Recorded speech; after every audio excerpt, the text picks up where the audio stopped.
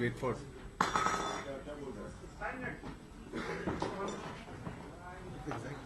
Which is the.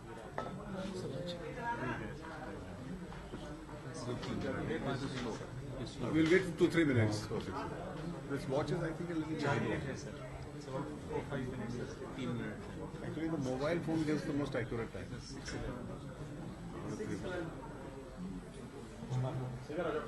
Time देख रहा है.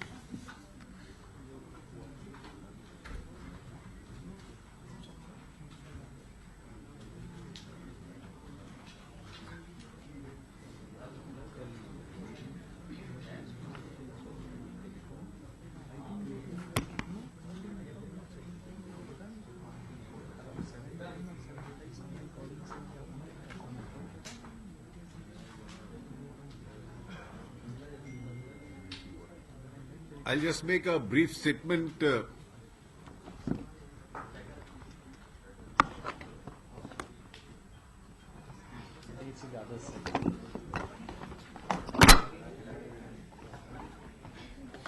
I'll just make a brief statement in English and then translate it in Hindi for the benefit of Hindi and the regional language channels.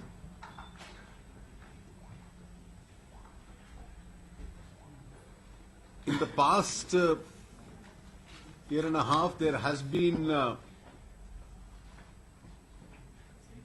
top priority emphasis for the government to ease the doing of business in India. As a result of which, a turnaround in India's ratings has come around. In the last month, two important international agencies, both the World Economic Forum and the World Bank, from a declining position in the ease of doing business in the last several years, have reversed the trend. And both of them have moved India up. We have always believed that the net impact of all the reforms being undertaken will actually push India much higher, or should have pushed India much higher, but hopefully some of them will be taken into consideration next year.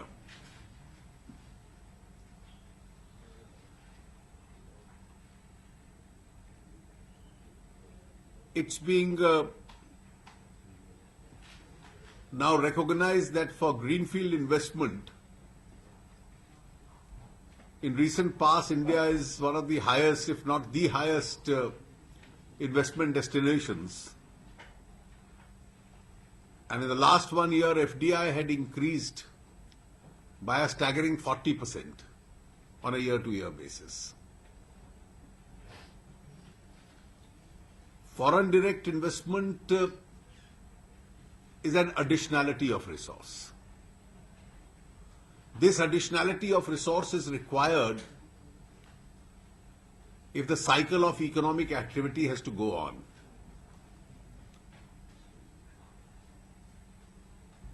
It's a hard fact that in the last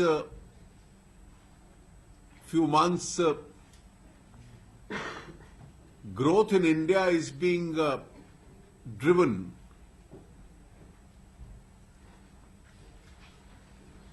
by public investment, some private investment, and an increased foreign direct investment. The revenue position so far, and yesterday the indirect revenues till the month of October, the figures were given to you, has significantly improved. And therefore our ability to enhance public investment is there. Our expenditure is going on planned lines, and we don't foresee any cuts being made to this proposed expenditure this year. We are hoping that as the excise collections particularly indicate, manufacturing would move up or is moving up, and that would restore some cycle as far as private investment is concerned. We still need a very large resource, both for infrastructure, for new initiatives like Startup India, Skill India, Make in India. And as I said, foreign investment is certainly an important additionality of resource. Investors also prefer to invest in destinations where growth is picking up, returns seem likely, and where it is easy to do business. Today, a very important decision has been taken.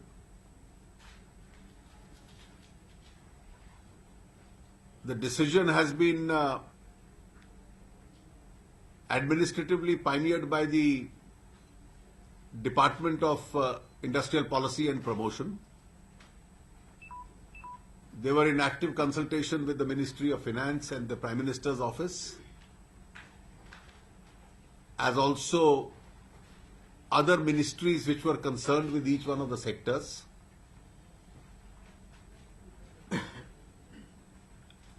And this decision impacts on reforming and liberalizing norms in 15 different sectors. The sectors are 15, but the investment points which are impacted by these 15 sectoral decisions are about 32. And I must say, to the credit of the DIPP, that they have at a very quick pace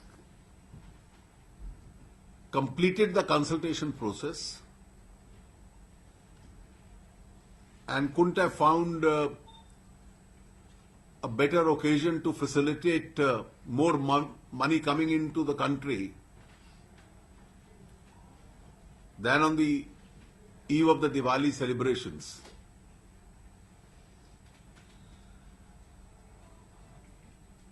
The press note has already been issued, and a detailed note from the Department of DIPP explaining the detailed technicalities about the investment points where FDI has been liberalized. Now, if I can explain the nature of the liberalization which has taken place, in some areas sectoral caps have been enhanced. But more important than that, some outdated conditionalities which existed along with the sectoral caps have been either done away with or isn't. Many more areas have been put into the automatic route.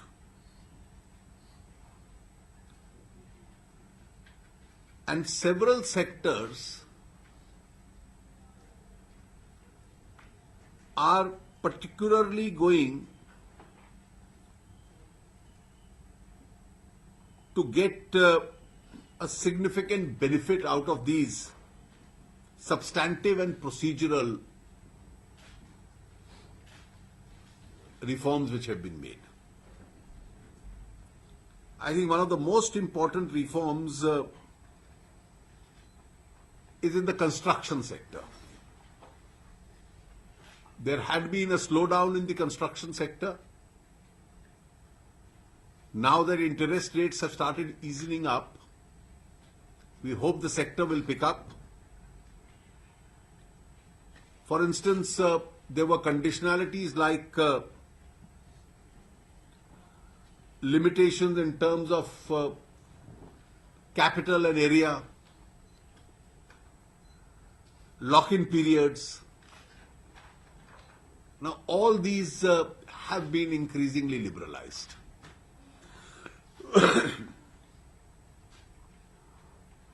There has been a liberalization in the carriage and the non-news segments as far as broadcasting is concerned. A lot of liberalization as far as the non-resident investment in India is to be made. If you need any clarification, Mr. Amitabh Kant, the Secretary of DIPP, is here with regard to each sector. He can give you the details. That is all I had to say in the opening. I'll just briefly, for the benefit of the Hindi channels, repeat the same in Hindi. पिछले एक महीने में भारत में व्यवसाय करना सरल हो, इसको लेकर एक देश की छवि बदली है। पहले वर्ल्ड इकोनॉमिक फोरम ने, उसके बाद वर्ल्ड बैंक ने अपनी रेटिंग्स में भारत का जो नंबर आता था उसका काफी सुधार किया है। हम लोग मानते हैं कि वो सुधार की संख्या और अधिक होनी चाहिए थी, लेकिन शायद उनकी जो प्रक्रिया है उसके तहत अगले वर्ष वो ज्यादा उभर कर स्पष्ट सामने आएगी। पिछले एक वर्ष में देश में विदेशी निवेश 40% बढ़ा है और नए जो निवेश के केंद्र हैं, ग्रीनफील्ड प्रोजेक्ट्स, उनमें तो ये माना जाता है कि भारत विश्व में सबसे आगे है निवेश को आकर्षित करने के लिए।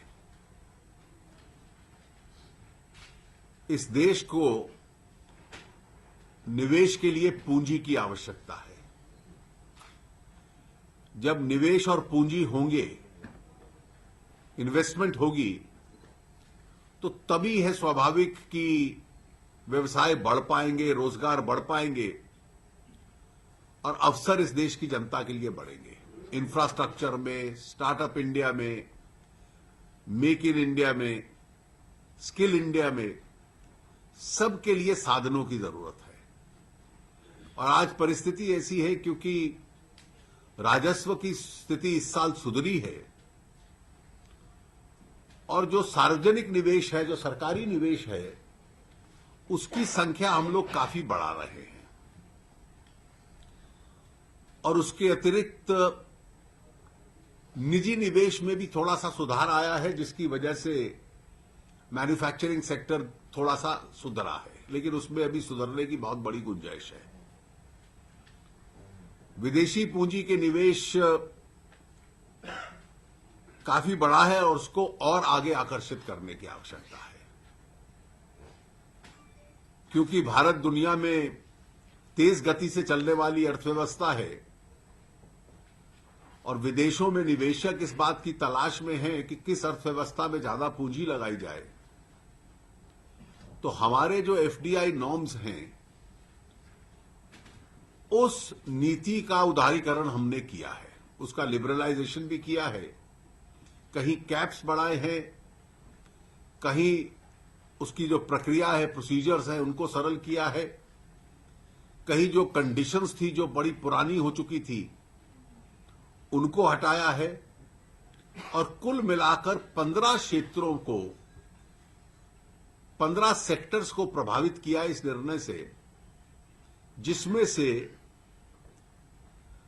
32 निवेश के केंद्र ऐसे होंगे, इन्वेस्टमेंट पॉइंट्स होंगे जिनमें सुधार आएगा। ये जो पूरे क्षेत्र है इनकी एक लिस्ट प्रेस रिलीज के अंदर आपको दी जा चुकी है। मुझे इतना ही कहना था, कोई इस पे कुछ पूछना है आपको तो आप पूछ सकते हैं। श्री अमिताभ कांत डीआईपीपी विभाग के सेक्रेटरी हैं, हमारे फाइनेंस सेक्रेटरीज भी यहां पर हैं, कोई अगर विषय पे जानकारी है तो बताइए। Sir, are today's reforms an indication by the government that it is not affected at all by Bihar court? Is it a statement that the government is making?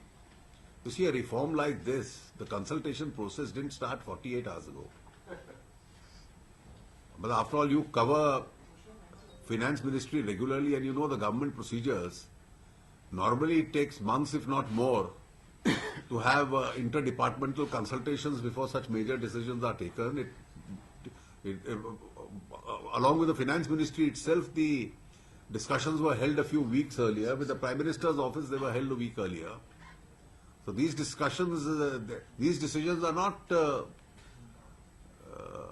born overnight. They are a part of a long consultation process. Sir, there have been talks about liberalization of FDI policy, of which one part we are seeing today. Is there more to come? Are there any more sectors which you feel that need to be liberalized further? I can tell you that reforms is always an ongoing process. There is no finishing line as far as reforms are concerned. So as and when the sectoral requirements so warrant, we'll certainly be reviewing any other sector. But before the budget, do we see any If other? journalists have some sector in mind, they can suggest to us. I'm aware of one. Sir multi brand retail में सरकार In your paper, the reporters and the editorial policy is slightly different.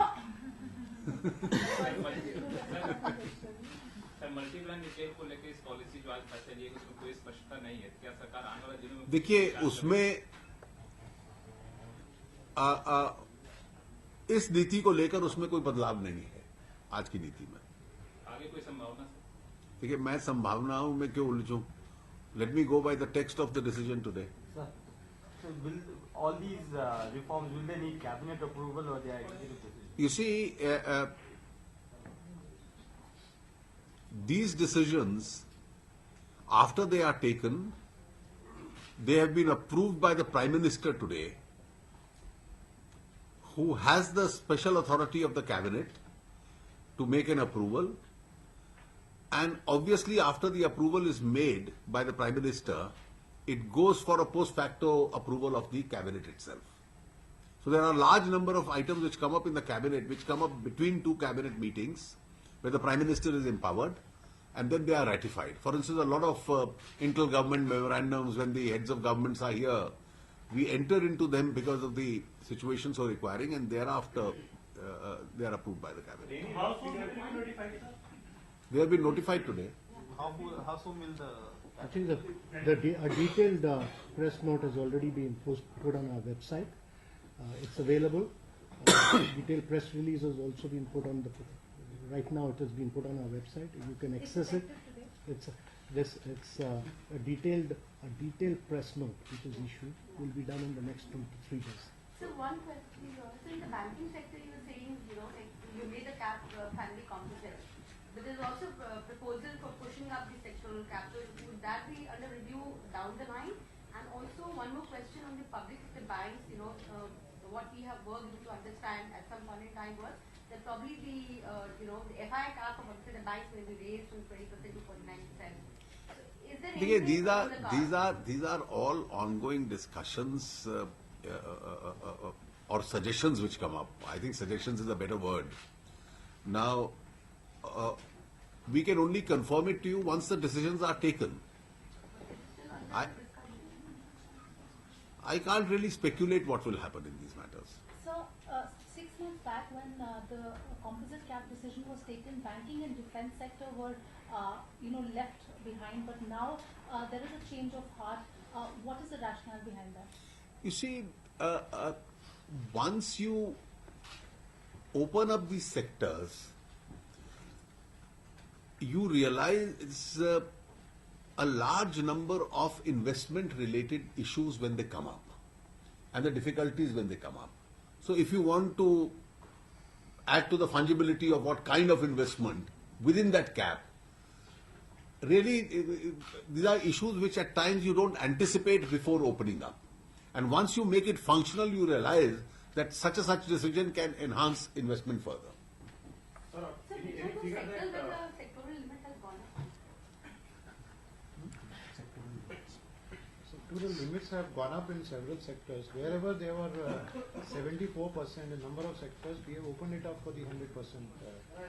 So these are, I'll just tell you the names of the sectors. Very briefly.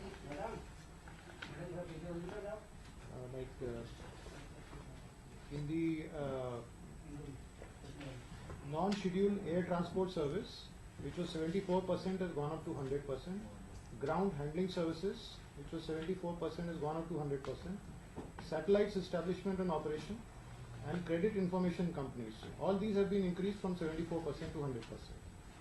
So can you So ground handling, It's there in ground the hand- press yes, release. sir. It's Yeah. fully, Ground handling has all also aspects been are covered in the. आप लोग press release जो है JIPP की उसको देख लीजिए, उसमें Actually, सब we है। have come out with a 8-page because it covers 32 points.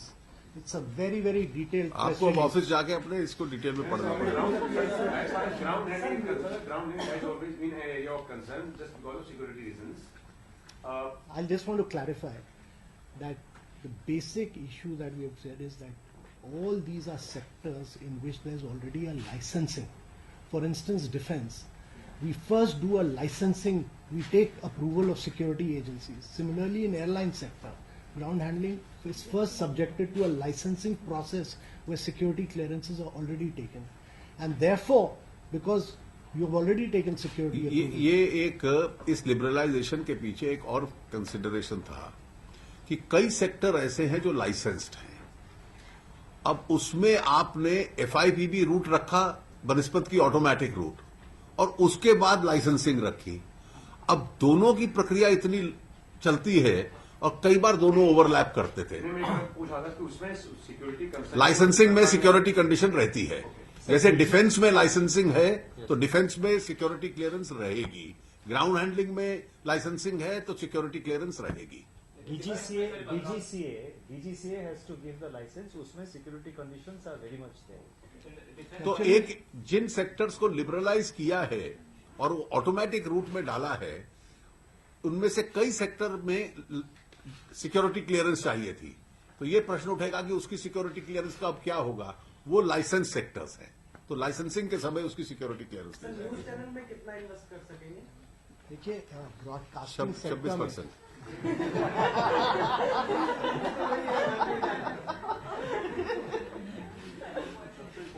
Sir सबसे इम्पोर्टेंट वही है।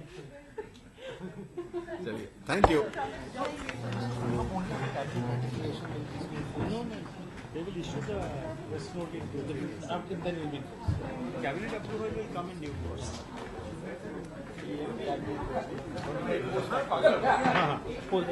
Ratified, not notified.